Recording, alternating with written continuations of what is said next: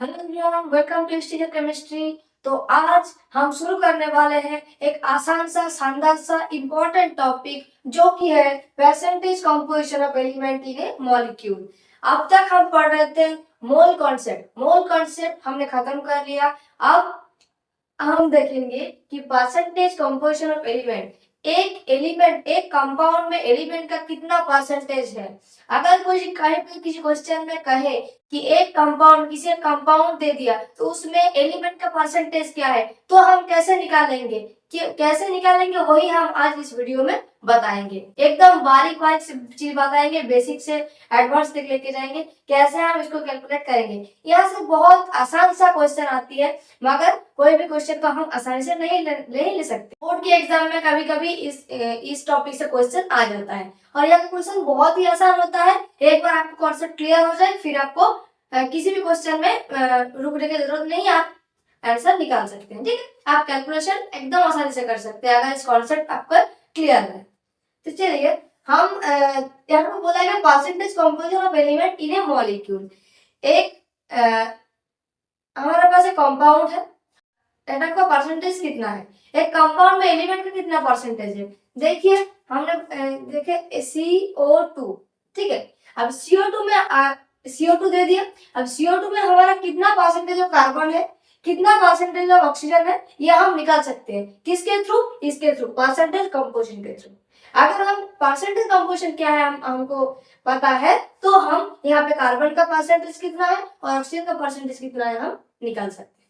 ठीक है, तो हमारे यहाँ पे कार्बन का परसेंटेज कितना है और ऑक्सीजन का परसेंटेज कितना है ये हम निकाल सकते हैं। इसका ये जो हम ये छोड़िए, अगर H2O दे दिया तो H2O का पर्टिकुलर मास दे देगा कितना, इतना मास H2O में हाइड्रोजन का कितना परसेंटेज है और ऑक्सीजन का कितना परसेंटेज है।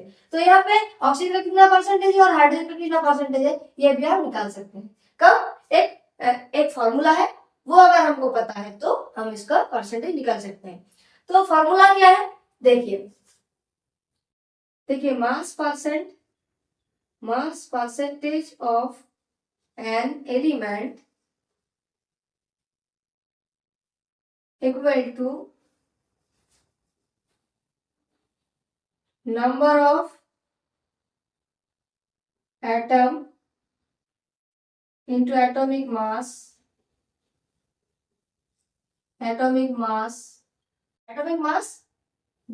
divided by molar mass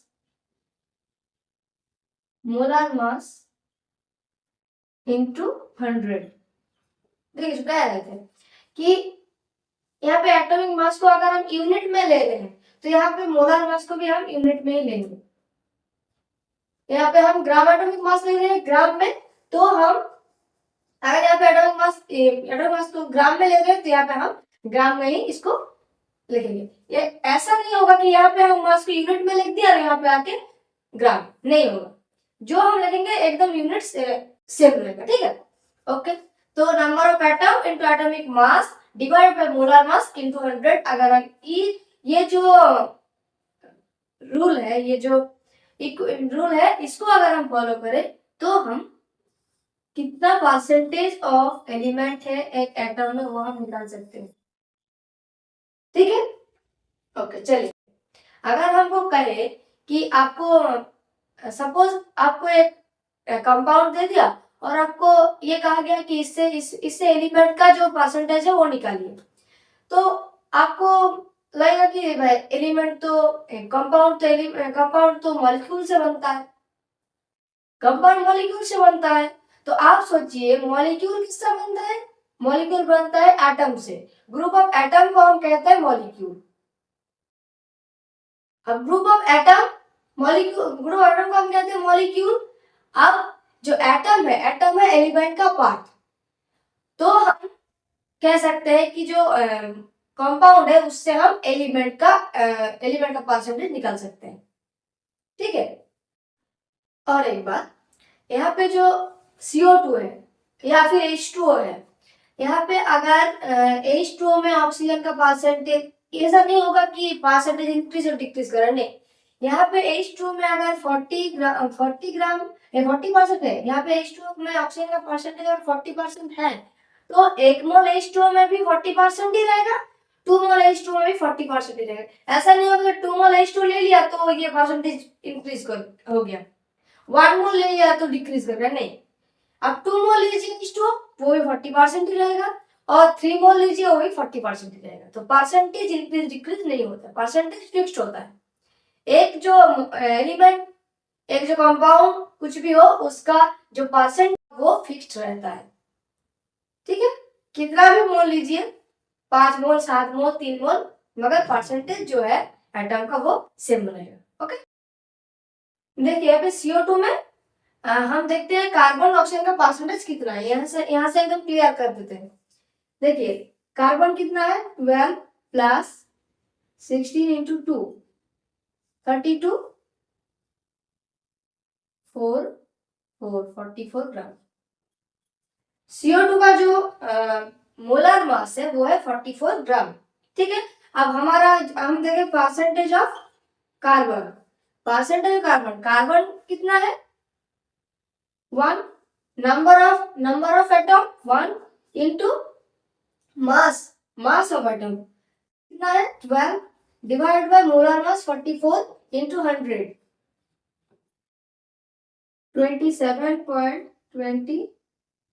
27.3, 27.3%। यहाँ पे कार्बन का परसेंटेज 27.3%। अब हम देखेंगे ऑक्सीजन का परसेंटेज ऑफ ऑक्सीजन कितना है, 2 इंटू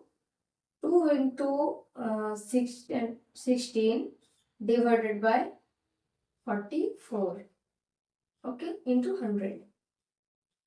इसको अगर हम कैलकुलेट तो कितना आएगा, 72.72 इतना परसेंटेज। ओके, तो देखिए ये हम ऐसा करके, देखिए हमको पता कैसे लगा कि हमारा परसेंटेज ठीक ठाक निकला या नहीं। इन दोनों का परसेंटेज का जो सम करेंगे हम, तब हमको 100 आना चाहिए। इन दोनों का कैलकुलेट करो, देखो 100। इसे दोनों परसेंटेज आएगा, इन दोनों परसेंटेज को मिला के हमको 100% आना चाहिए, 100%। अब हम जो ऑक्सीजन का परसेंटेज निकाला, अब हम ऐसे करके भी निकाल सकते थे कि 100, ये 72.3 है, इससे 100 हम माइनस कर देते हैं, 100 माइनस 27.3। अगर हम माइनस करें तो भी देखिए यही आएगा 72.7। मगर हमने ऐसे किया कि आप लोगों को समझ में आए कि कैसे कैलकुलेट कर सकते हैं ऐसा। मगर हम ऐसे भी निकाल सकते हैं कि ये परसेंटेज ऑफ कार्बन निकाल लिया, फिर परसेंटेज ऑफ O2 100 से वो जो परसेंटेज है उसको हम माइनस कर दिया, तो हमारा आ जाएगा। और या फिर मतलब दोनों मिलके हमको 100% होना चाहिए। ओके, दोनों जो परसेंटेज, अगर यहाँ पे C6H12 और O6 रहता तो सबका परसेंटेज, सब एटम का परसेंटेज जो हम कैलकुलेट करेंगे तो हमारा 100% आएगा। 100% अगर नहीं आ रहा है तो भाई कुछ गड़बड़ है, अब शुरू से करना पड़ेगा। कुछ तो गड़बड़ हो गया, वरना 100% तो आता, ठीक है। तो ठीक है, अब हम देखेंगे H2O का परसेंटेज कितना है। देखिए हाइड्रोजन, यहाँ पे हाइड्रोजन 1 इंटू 2 प्लस 16, 18 ग्राम। हम सब जानते हैं, पहले से पढ़ के आए तो भाई जब से साम बेसिक कॉन्सेप्ट ऑफ केमिस्ट्री शुरू हुआ है तब से यही चल रहा है। हाइड्रोजन H2O का मास कितना है, 18 ग्राम। H2O का मास कितना है, 18 ग्राम। तो ये समझने में दिक्कत नहीं होना चाहिए। और अगर ये सब समझ में दिक्कत हो रही है तो आप पहला वीडियो हमारा देखें, जहाँ पे हम ये जो मास है, gram atomic mass, molecular mass, unit mass का सब कुछ हम बहुत अच्छे से समझा हुआ है इस वीडियो में, पहले वीडियो है उसमें। तो वहां पे जाइए, वीडियो को वॉच कीजिए, बहुत अच्छे से आपको समझ में आ जाएगा कि ये सब चीज है क्या, हम कैसे ग्राम एटॉमिक मास को कैलकुलेट करते हैं, हम कैसे एटॉमिक मास को कैलकुलेट करते हैं, हम कैसे ग्राम एटॉमिक मास को कैलकुलेट करते हैं। ओके, देखिए हम निकालेंगे, हम कैलकुलेट कर रहे हैं कि हाइड्रोजन का यहाँ पे परसेंटेज कितना है, ऑक्सीजन का यहाँ परसेंटेज कितना है। पहले जैसे ही percentage of hydrogen 1 number of atom, mass, sorry, number of atom है 2, mass 1 divided by 18 into 100.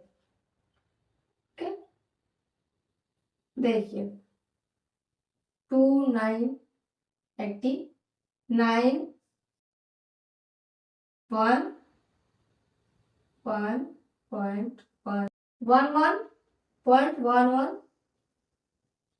11.11%, 11.11% यहाँ पे हाइड्रोजन है। और ऑक्सीजन कितना है? परसेंटेज ऑफ ऑक्सीजन, 1 ऑक्सीजन है, उसका एटॉमिक मास 16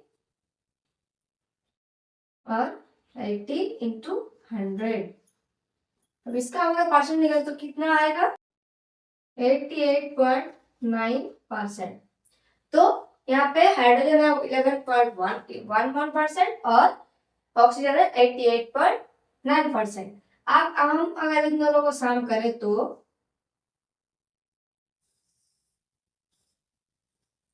11.11 प्लस 88.9 अगर हम सम करें तो 100.01, मतलब ऑलमोस्ट 100।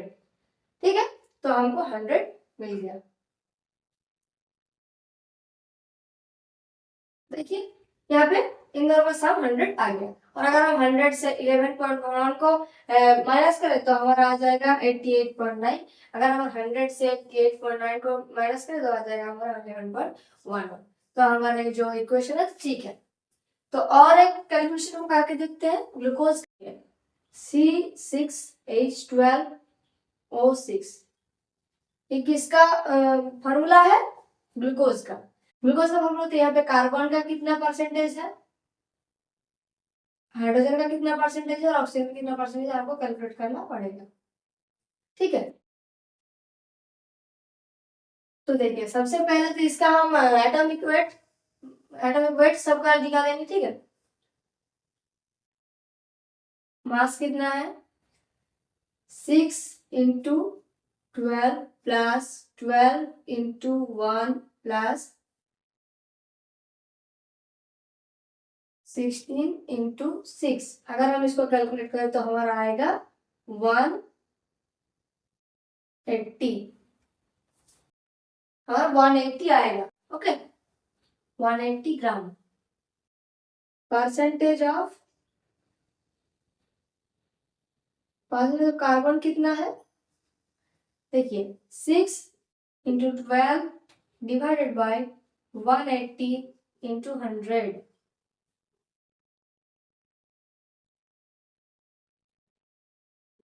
देखिए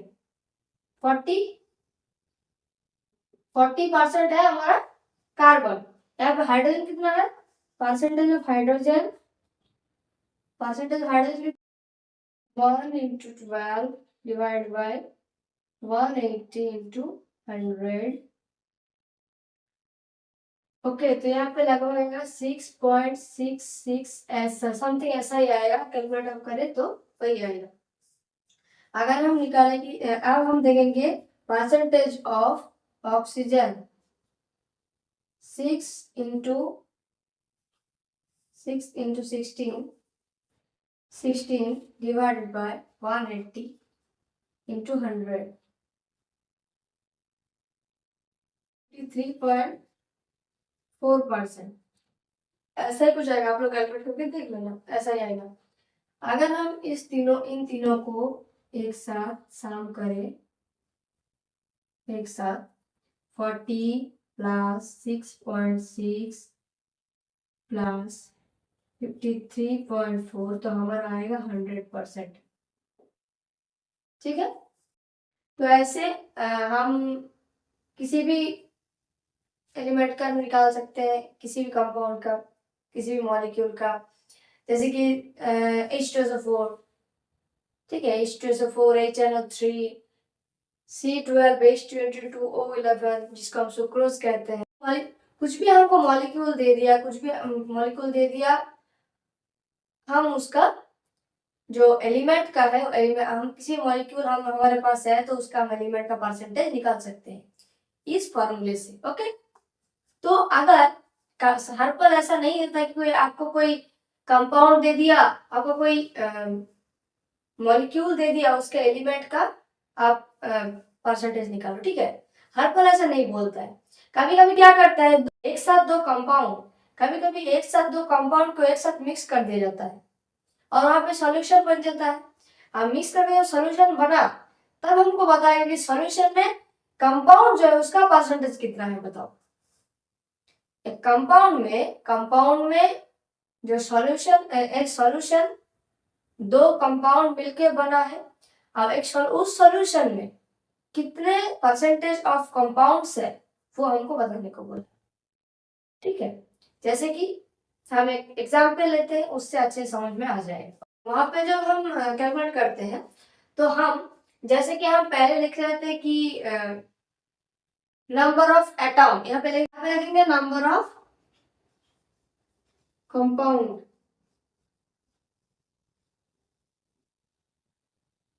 इनटू जो मास हमें दिया होगा, ठीक है। जितना मास हमें दिया हुआ है गिवन है उतना, जैसे कि उसका हमें मॉलिक्यूलर मास, टोटल मास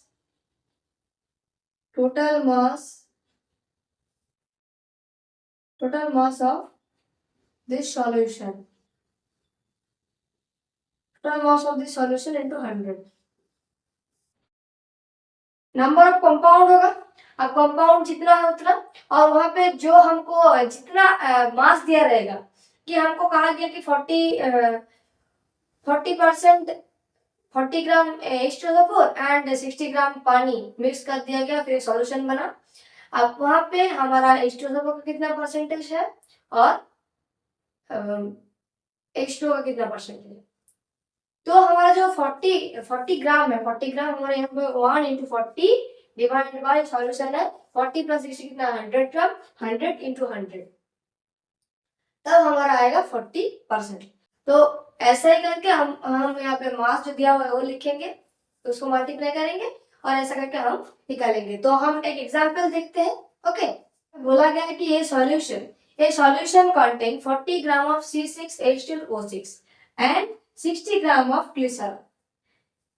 एक सॉल्यूशन है हमारे पास जिसमें 40 ग्राम ग्लूकोज है और 60 ग्राम ग्लिसरॉल है। ग्लिसरॉल का फॉर्मूला क्या है, C3H8O3। ओके, तो यहाँ पे हमको कैलकुलेट करने को बोला है कि यहाँ पे जो मिक्सचर है, इस मिक्सचर में परसेंटेज C6H12O6 का कितना परसेंटेज हमारे यहाँ पे मौजूद है और कितना अमाउंट ऑफ ग्लिसरॉल यहाँ पे प्रेजेंट है। ओके, तो इसको निकालने के लिए हमको पहले कैलकुलेट करेंगे हम total mass of this solution.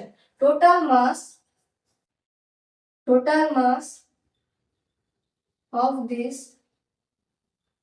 Solution, total mass कितना है 40 plus 60, 40 plus 60 is equal to 100 ग्राम।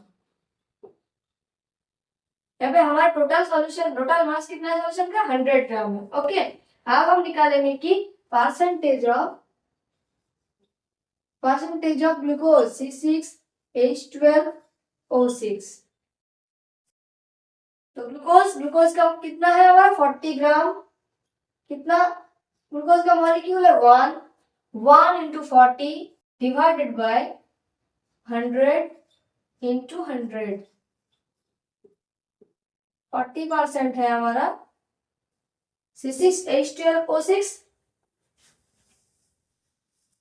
और परसेंटेज ऑफ ग्लिसरॉल C3H8O3 जो कि हमारा 1 into 60 है डिवाइडेड बाय 100 into 100। एकदम आसान सा मैथ है। 60%, अब हम इधर को सम करें तो 100%।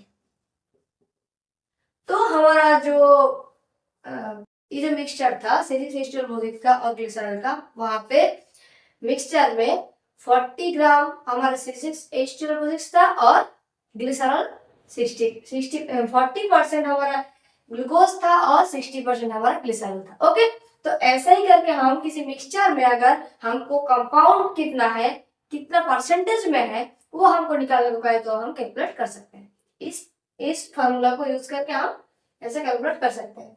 उतना ज्यादा हार्ड कुछ क्वेश्चन ऐसे नहीं आएगा, ऐसा ही तरह क्वेश्चन आएगा। और ये जो टाइप है क्वेश्चन का, ऐसे जो मिक्सचर में दिया हुआ है, मिक्सचर से एक मिक्सचर, सॉल्यूशन में एक मिक्सचर है, वहां से हमको मॉलिक्यूल का जो परसेंटेज है वो कैलकुलेट करने को बोला है।